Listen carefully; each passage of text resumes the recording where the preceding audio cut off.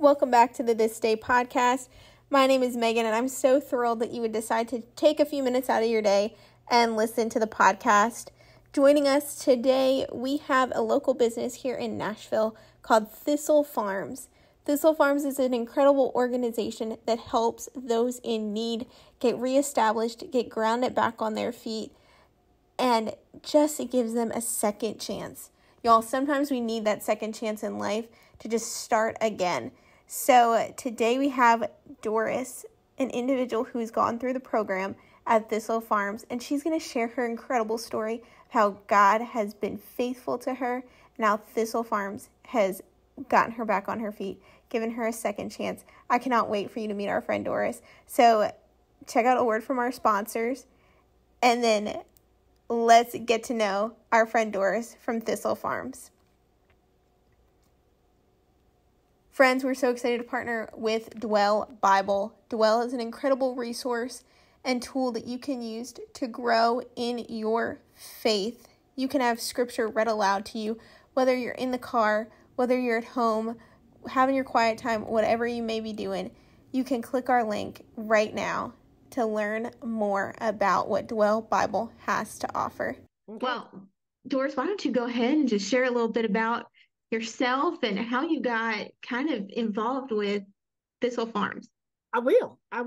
So my name is Doris Walker Taylor, and I serve as Senior Ambassador for Graduate Advisor at Thistle Farms. So Thistle Farms is an absolutely amazing organization, and this organization was designed to help women just like me. So this program was founded back in 1997 by Becca Stevens. So our founder and president is an Episcopal priest, but Thistle Farms is not a religious organization. And because I'm a believer, in the beginning, I didn't get it, but now I realize that they do it that way, so it opens the door and it leaves room for everybody to come in, no matter what your religion is, the lack of religion or whatever. You come in and you can get loved on, and you can get the healing that you need, and you can get all the stuff that you need without any strings attached. And I'm like, well, that's brilliant, because I understand it now. Yeah. So Thistle Farms, I want to talk about my journey that led me into Thistle Farms.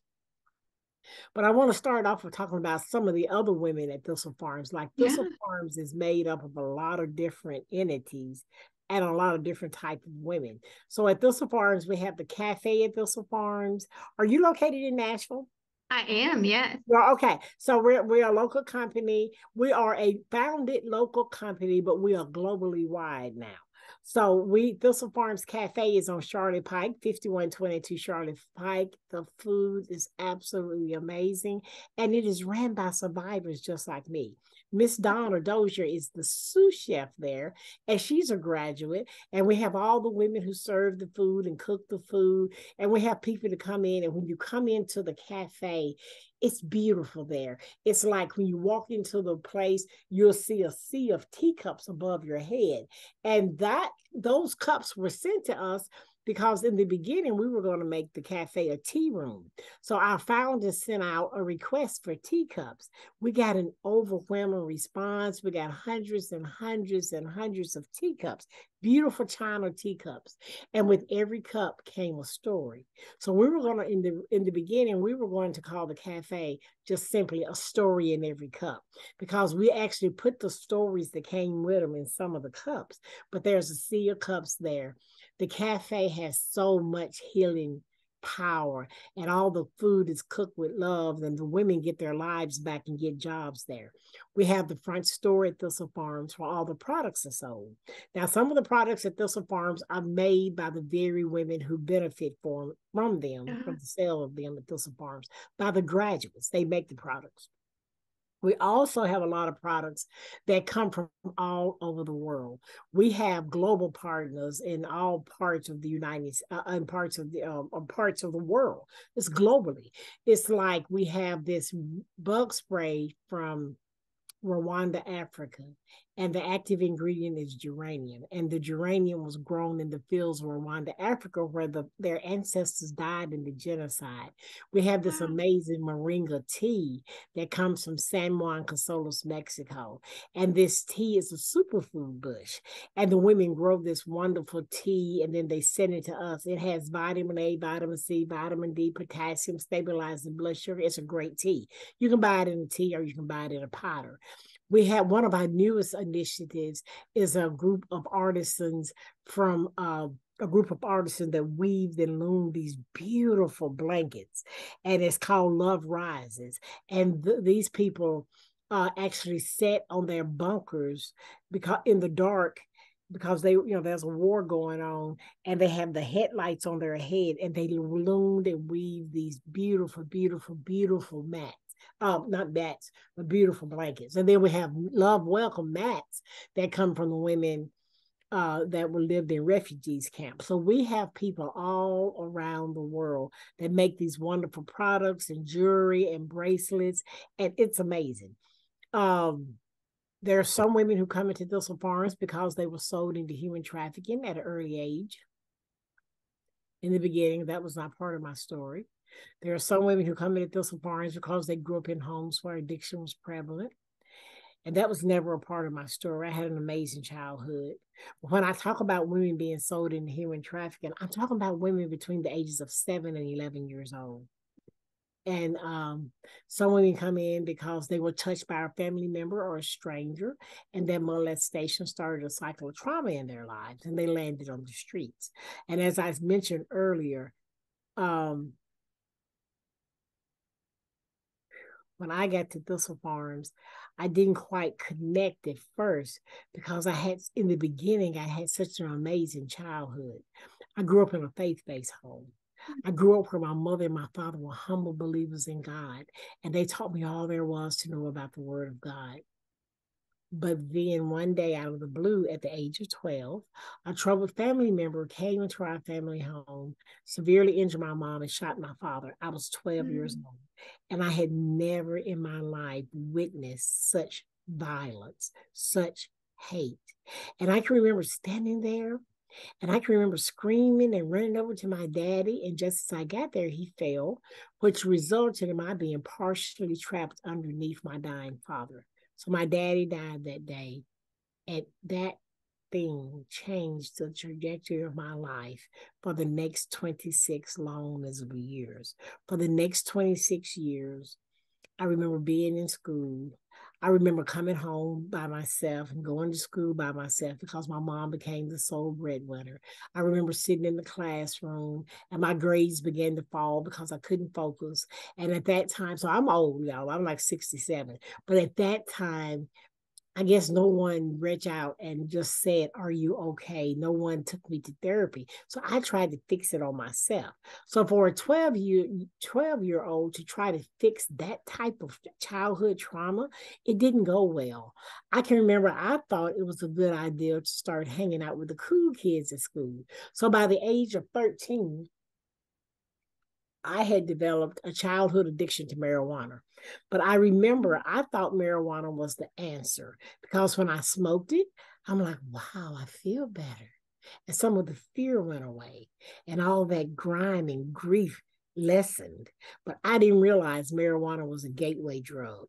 So when it stopped doing what I needed it to do, I had to find something a little harder. So I landed on the streets of Nashville as a young adult, and I was fully addicted to cocaine. And when I got to the streets of Nashville, that's where I began to live a truly inhumane lifestyle. So everything about my life changed. I was no longer going to church with my mom and my dad. I was no longer singing in the choir. I was no longer praising God on a daily basis. Now I'm trading myself as though I was some type of a commodity. I was trading myself to get out of the cold, blistering weather. Nashville. Trading myself to get out of the hot sun. Nashville, because that's the kind of weather we have. So my life had really, really changed. Now, I remember that my mom and dad taught me that music is food for the soul. And they taught me that prayer is the most powerful tool that we possess. But if you're on drugs and you're on the street, you can't form, I couldn't form a prayer. But I could remember the 23rd Psalm because I used to say it every day of my life. So while I'm really high and while I'm really inebriated, I will walk down the streets of Nashville and I would recite the 23rd Psalm because I knew that the Lord is my shepherd and I shall not want. And I would just cry out and I would say, God, if you would just please come get me, I promise you I would dwell in your house forever. In those days, my life was full of going to jail and getting out of jail and getting in the car with the wrong person. None of the cars were the right person, but I really got in a bad car toward the end of my stint on the street and I got trapped in human trafficking. But my life was full of going to jail and getting out of jail.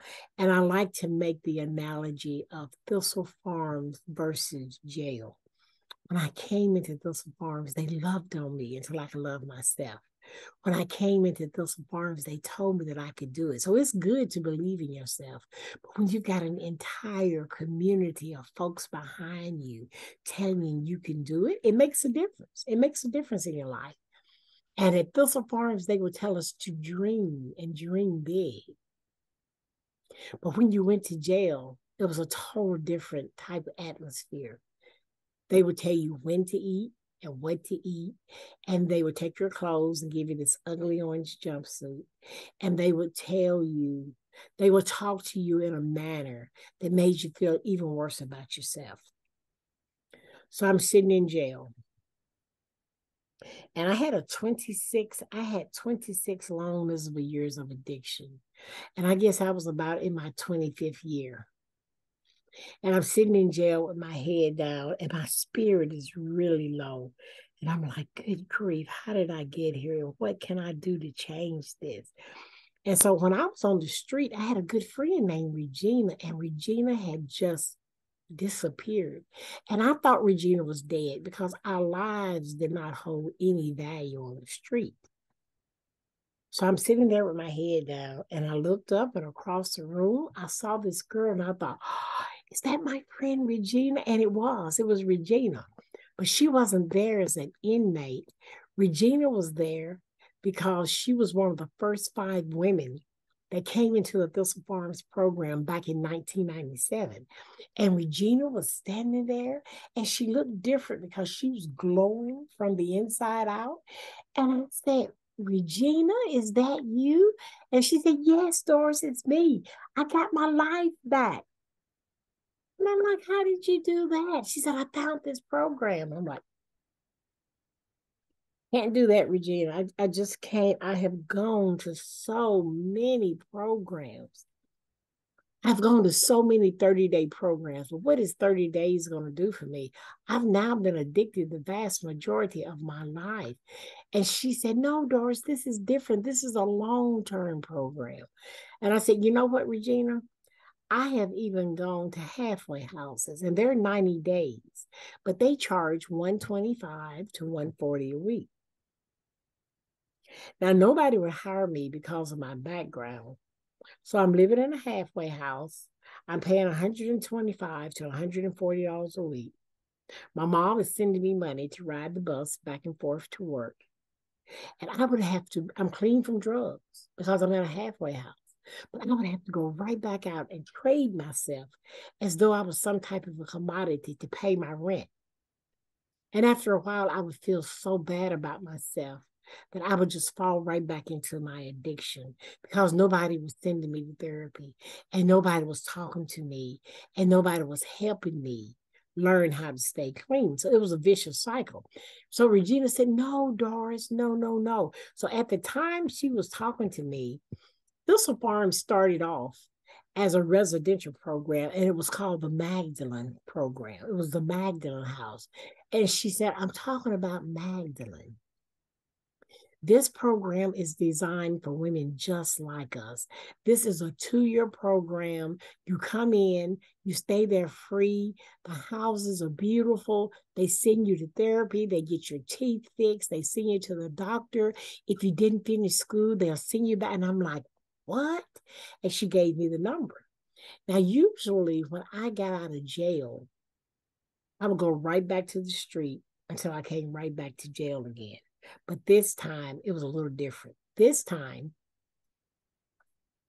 when I got out of jail, I held on to this number that Regina gave me for all my might.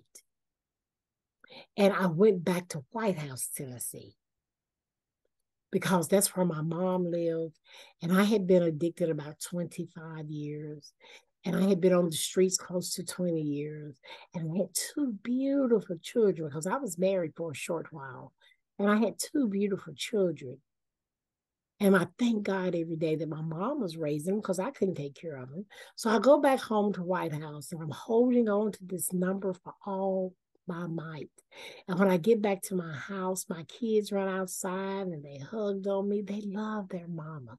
It didn't matter that their mama was a crack addict. They loved me. It didn't matter that I probably smelled like a bear.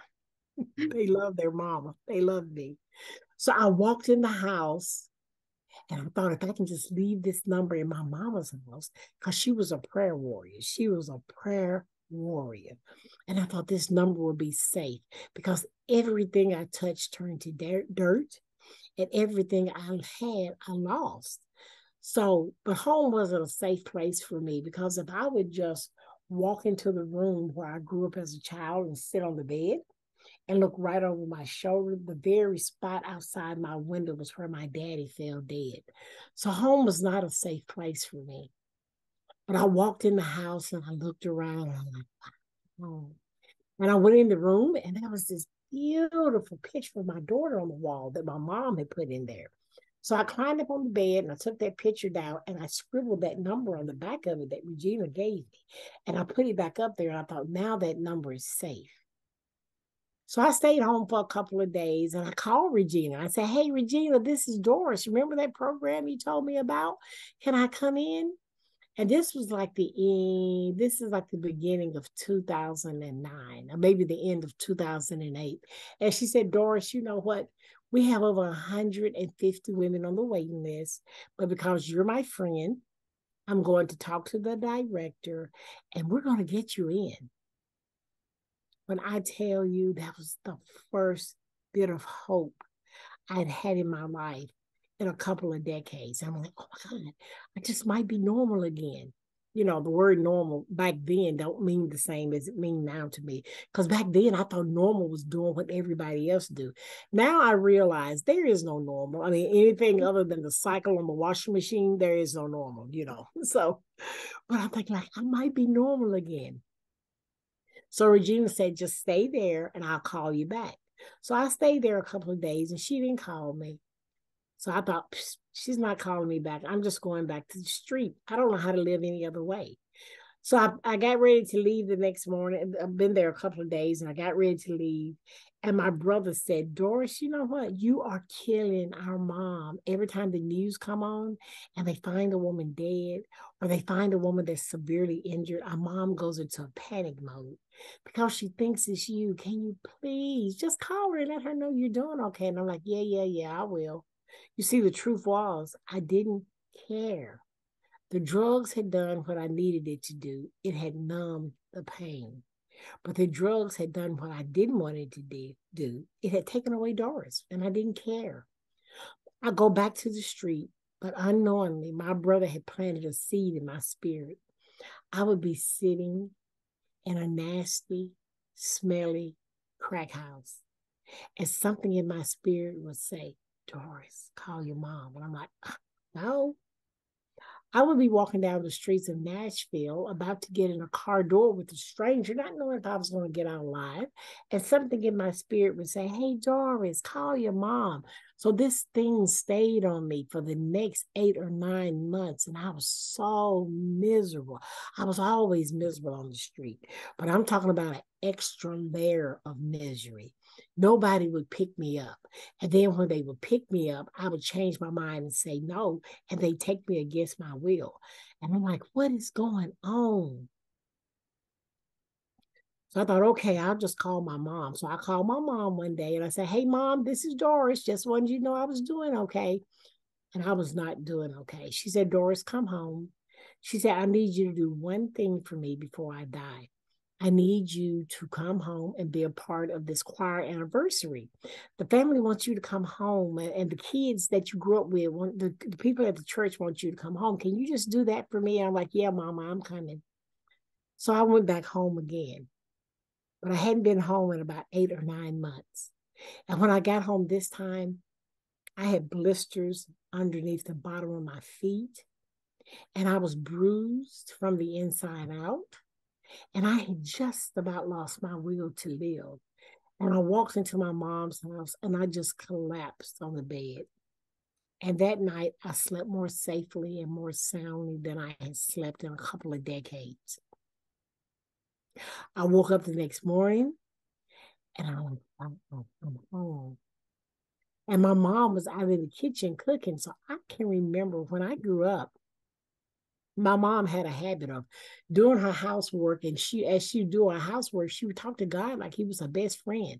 So I heard her in the kitchen that morning. She said, "Good morning, God. My baby's home. I need you to keep her here this time, because if she goes back out there, she's gonna die. Can you keep her here, God?"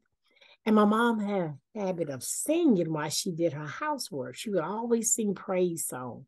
And I remember there was one song she used to sing all the time that sounded like, "Oh Lord, I want you to hear me." And there was a little liturgy, a little song that she loved singing.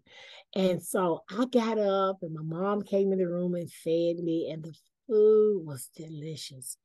And I got up and got dressed, and I called Regina, and she didn't answer, but I left her a message. I said, "Regina, I'm home, and I'm going to be here for 2 whole weeks because I come home to do an anniversary. So can you please just get me in the program after I do this choir anniversary?" And I said, "Please, Regina, I need you." And I hung up. So I go up to the church that evening, and when I got there, all the people were my childhood friends. I hadn't seen them since they were little kids. And now they were mothers and fathers. And there was one girl was a school teacher, and one guy had turned into the minister of the church, and there was a fireman, and they were members of society. And I'm like, wow. And they looked at me and they said, "Is that you, Doris?" I'm like, "Yeah, it's me." And they loved on me. And they said, "Doris, we got this song we want you to sing. We know you can sing it. It's a song by Lenny Battles, Chicago Mass Choir. And the name of the song is You're Looking at a Miracle." And I'm like, "What?" And they said, "Yeah, Doris, the song sounds just like you." And I said, "Come on, y'all. I don't look like a miracle, and I don't feel like a miracle. I just can't." And they said, "Yes, you can, Doris." So for the next 2 weeks, I stayed at my mom's house. I didn't trade myself as though I was some type of commodity. I didn't put drugs into my body, which is actually my temple.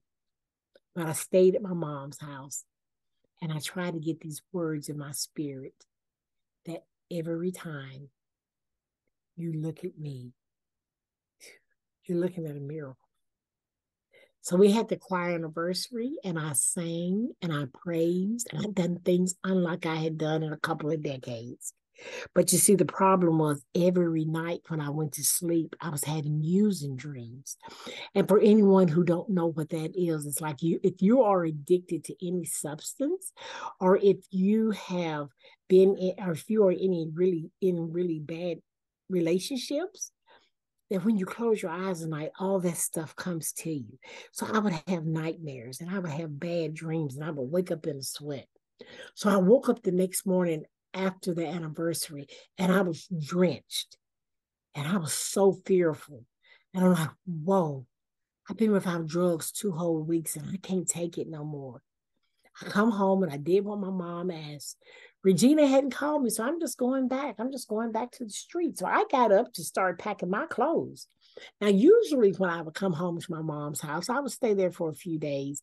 My mom would send me to the store. Whatever money was left over, I would keep it.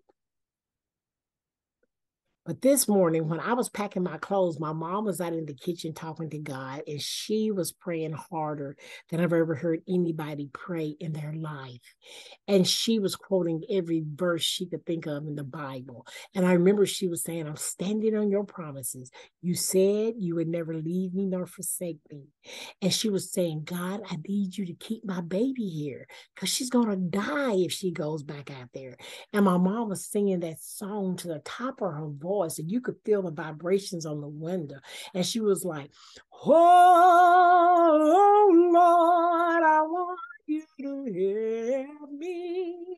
She was calling on him, and it was like from her mouth to God's ear. And I'm in the room trying to get back to the crack house. So I'm like calling folks. I'm like, this is Doris. The first person said they had a flat tire. And I'm like, so I called the next person, and they didn't have enough gas to come get me. And I'm like, what's going on? I'm like, Mama, stop praying. I'm trying to get to the crack house. So I started leaving messages. This is Doris. When you get this message, give me a call. I got money. I'm ready to go. So I'm packing my clothes because I'm sure I'm getting out of there. And my mom came around the corner. She said, Doris, what are you doing? I said, Mama, I'm going back. I came home. I did what you asked me to do. That girl never did call me back. So I'm just going home.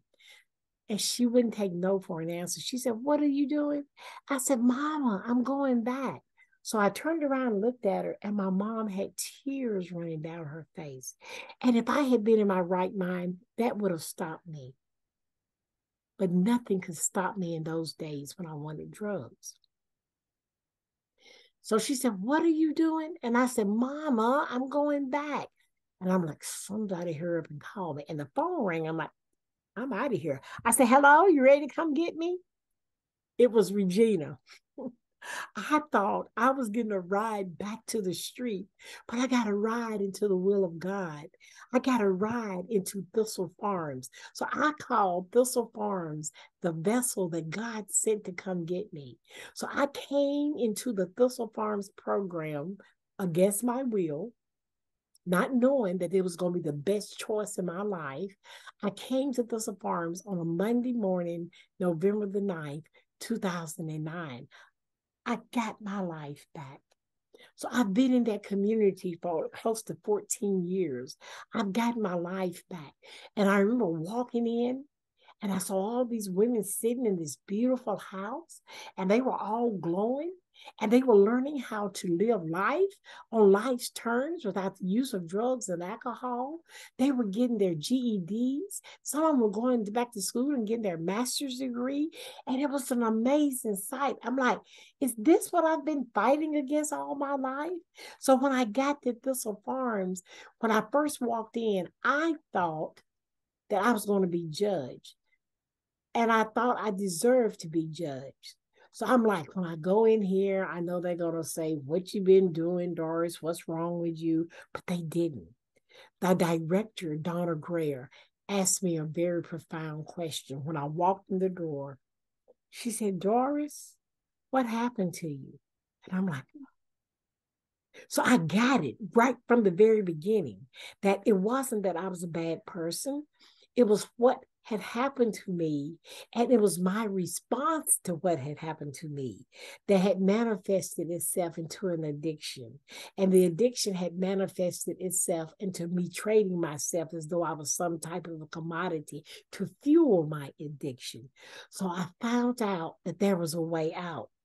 So now I get to watch other women come into the program, and they walk in with their head down and they're not sure that they can do it, but we get to watch them bloom into something beautiful. So Thistle Farms is an amazing, life-changing organization. And so people ask me sometimes, because I get to travel all around the United States and tell my life story. Sometimes folks will ask me, so where's the farm? And I'm like, I don't work on a farm, but they call it Thistle Farms because thistles are survival weeds. Thistles have prickly sides to them, just like we did. But thistles grow through concrete. They survive drought, but they have a beautiful, glorious purple center.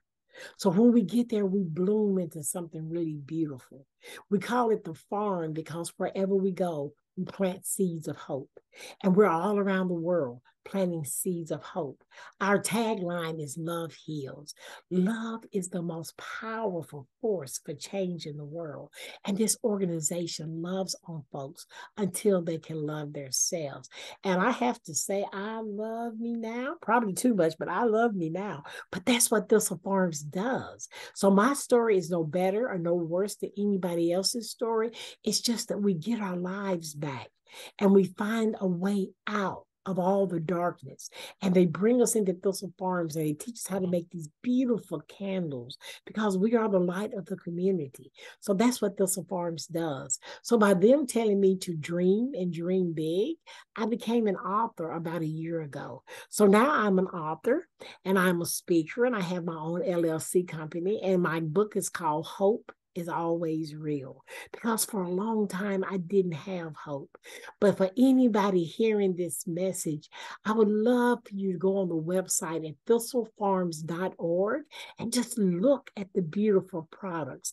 And we can always have people to come in and volunteer, shop online, come in the cafe and bring a friend with you and eat lunch, donate, whatever you can do, because it's a 2-year program that's totally free to the survivor.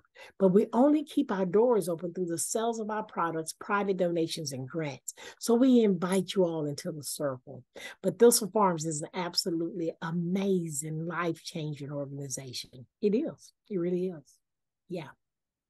Well, Doris, I couldn't have said it any better. Your story, that is just a beautiful story of God's faithfulness in your life and just seeing how God used people to bring you to this incredible organization when you probably didn't want to go there, but it was the best decision that God forced me to in my life.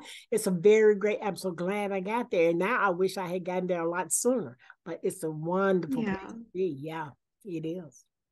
But it's incredible to see how he's used you at Thistle Farms. And it's incredible to see the growth that this ministry has been through the years. And, I mean, you said it all. You said how people can get involved and you said just your story of how one life can be changed. So I thank you so much for sharing that and for being a part and for just sharing the ministry of Thistle Farms. Yes, thank you amazing. Thank you for doing this today. I appreciate you and I appreciate your story, and I can't wait to see all that God's going to continue to do in your life. Thank you so very much. I appreciate it. Thank you so much. Yeah, so just come by and have lunch at the cafe. We have an event center there where you can have parties there, or you can have your company conference there. There's so many options. Just go on the website and look at all that we do. It's an amazing place. It is. Well, perfect. Well, thank you for joining us today, Doris, and thank you for sharing your story. Hi, everybody. We are going to take a quick break from the podcast to talk about our podcast sponsor, Faithful Counseling. Faithful Counseling provides mental health therapy from a biblical perspective. They have professional licensed therapists right there and ready to help you in your time of need. To get 10% off of your first month of therapy, you can go to my link, faithfulcounseling.com/thisdayministry today to check out what they have to offer. Thank y'all so much for listening to the podcast today. If you want to keep up with the ministry of Thistle Farms, check them out on all the social media platforms or head over to their website. If you want to keep up to date with everything happening with our ministry, you can find us on all the social media platforms at This Day Ministries. I hope that you know that you are known and seen and loved by the God of the universe today.